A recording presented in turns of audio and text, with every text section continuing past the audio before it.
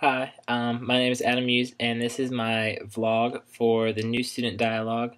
I'm currently a sophomore at Clemson, but I'm a transfer student. I was in the Bridge program last year, so I am completing this usually a little bit older than most of the kids are that would be completing it when they were freshmen at Clemson.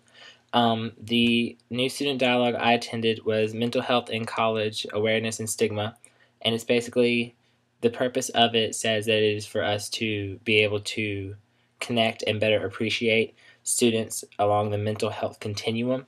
So it enables us to see all the different mental health issues while also being able to accept and talk about them. Um, it's some of the questions that Blackboard prompts us. It says, "Do you feel your group achieved true dialogue? Why or why not?" Um, I feel like my group did achieve true dialogue because we all opened up and spoke about different occurrences in our lives and each other's that we all knew, and people that had mental health issues and people that didn't, or people that themselves dealt with.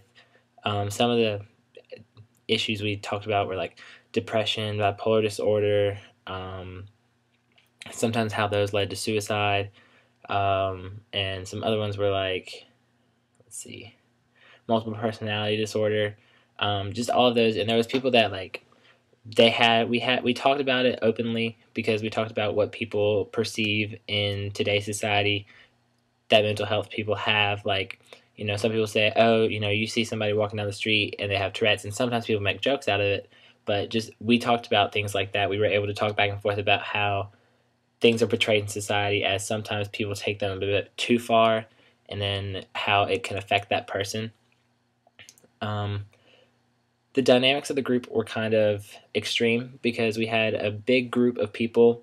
We had about 20 or so people in my session. So the groups of people that we had, there were people that were definitely not open to saying things, but then there were people that were definitely open about their experiences because they could tell they had learned from it. So there was one girl in our group. We never called her name, and we knew her name, but it's been a while since I was in that group. She wrote. We wrote on our things like if we ever experienced a conflict with the mental health issue. The one of the girls wrote on there about it, said one of the personality disorders or one of the mental health issues, such as personality disorder or bipolar, and it says it took my mom. And so we were kind of confused, and we asked her about it if she was open to it, and it rang out that her mom had dealt with that disorder, and she ended up committing suicide because the disorder took control of her life. So the daughter had dealt with that whole thing throughout her life.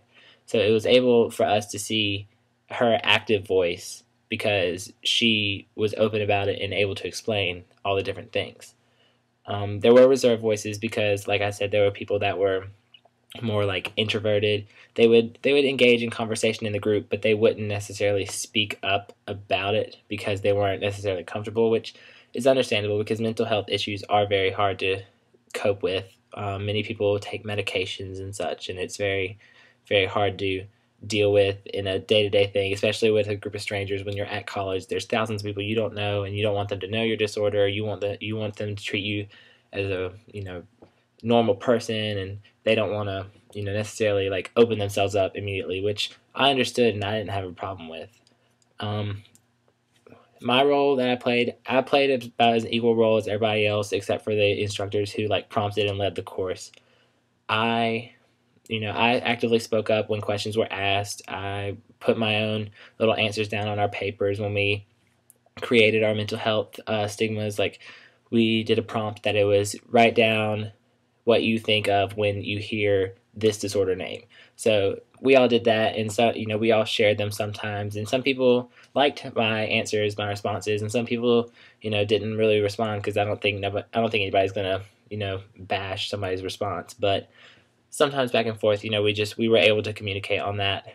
Um, Dialogue is a component of Library 100, and I think it's a definite component because Library 100 enables you to be ready for not only the technology side of Clemson or a university, but also because it enables you to do classes like these and like the library workshops and other things for you to communicate with others that are around you, because you don't necessarily know who you'll communicate with eventually in class or in work or outside in the business world or just in everyday life.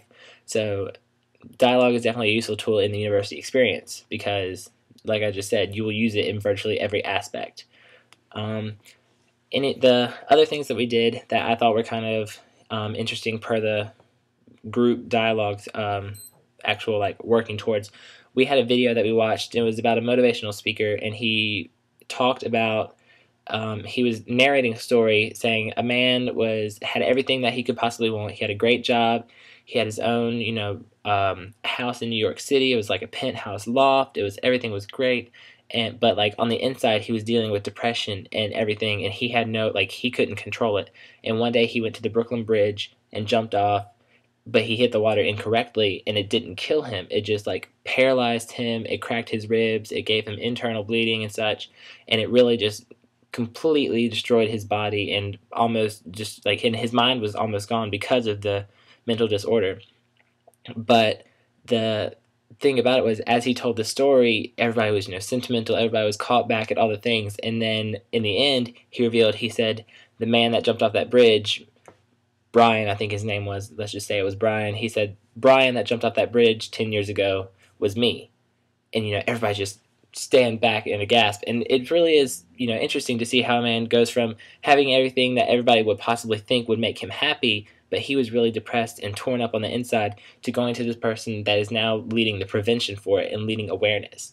So it was really nice to see that. And then we also had to segment how important things were in our lives. We had a pie chart, and we had to segment off, how important is religion, how important is your family, how important is money, how important is your job.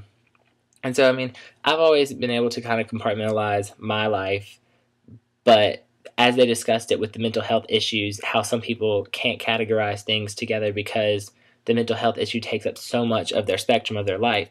So it was really interesting to see how me, who I've dealt with some personal issues, but necessarily not to the extreme like Brian or like some of the other kids in the group. So being able to see everything in my spectrum really enabled me to see how lucky I am and how accepting I need to be of others that have mental health issues, because that way, they don't see themselves as having such a big chunk out of their spectrum just devoted to that illness. They need to be able to feel comfortable and feel accepted and feel useful and feel appreciated, because some students are just rude and will bash on people for having a mental health issue, which is not necessarily the best thing. Well, I mean, not necessarily. It really isn't the best thing. You shouldn't do it. So I think the Library 100 dialogues, like the new student dialogues, are definitely useful in a dialogue component for being able to make people more comfortable in group situations to where they can talk about things and let themselves open. And it definitely helps for everything out in the open. So that's my thoughts on my vlog. I answered the questions. So thank you for everything. Clemson, go Tigers!